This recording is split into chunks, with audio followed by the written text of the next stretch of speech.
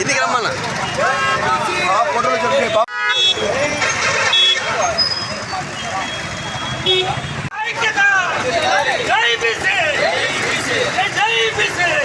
ఇట్లా పెట్టుకుంటే వాళ్ళు ఫోటో తీసుకుంటారు. కొంచెం ఇట్లా పెట్టుకోవాలి.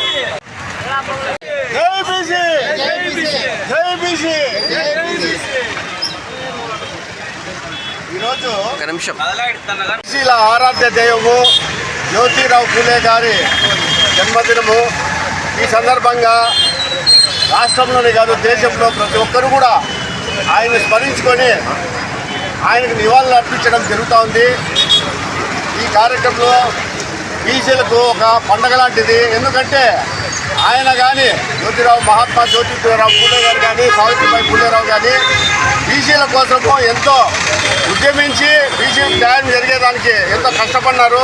అంబేద్కర్ యొక్క ఆశయాలను అనుగుణంగా జ్యోతిరావు పూలేరావు గారు కూడా ఆయనతో పాటు ఎన్నో కార్యక్రమాలు చేసి బీసీలని ఈరోజు బీసీ అని చెప్పుకునే విధంగా ప్రతి ఒక్కరు కూడా వెనుకబడిన వర్గాలని చెప్పుకునే విధంగా వెనుకబడిన వర్గాలకి న్యాయం జరగాలని చెప్పేసి ఎంతో తపన పడినారు.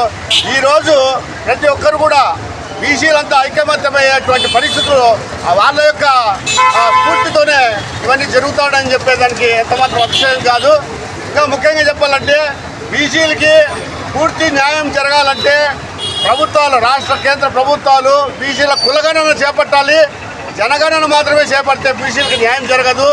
బీసీలకి ఏదైతే సత్ఫలితాలు అందాలో అవన్నీ జరగాలంటే కులగణన కూడా జరగాలని చెప్పేసి సందర్భంగా రాష్ట్ర కేంద్ర ప్రభుత్వాలను కూడా కోరడం జరుగుతుంది.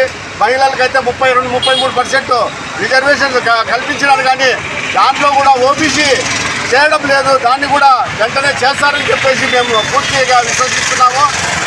త్వరలో జరగబోయే ఎలక్షన్లో కూడా బీసీలకు న్యాయపరంగా చట్టపరంగా అందవలసిన రాజ్యాధికారాన్ని ఇప్పుడున్న ప్రభుత్వాలు చేస్తాయని చెప్పేసి జ్యోతిరావు పూలే గారిని ప్రతి ఒక్క కులము ఓసీలతో కలిపి ప్రతి ఒక్కరు కూడా స్మరిస్తారే కానీ బీసీలకు మాత్రం న్యాయం చేయడం లేదు.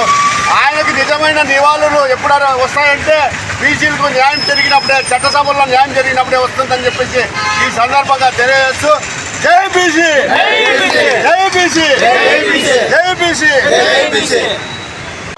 జ్యోతిరావు పూలే జన్మదిన శుభ సందర్భంగా ధర్మవరం పట్టణంలో జ్యోతి పూలే గారి నివాళులు అర్పించి చాలా ఘనంగా చేసి నివాళులు అర్పించాము. మా బీసీ సోదరులందరూ ధర్మవరం పట్టణ కమిటీ సోదరులు, ధర్మవరం పట్టణ నియోజకవర్గం ఇన్ఛార్జి గారు అందరూ కలిసి భారీ ఎత్తున బీసీ జ్యోతిరావు పూలే గారికి ఘనంగా నివాళులు అర్పించడం జరిగింది.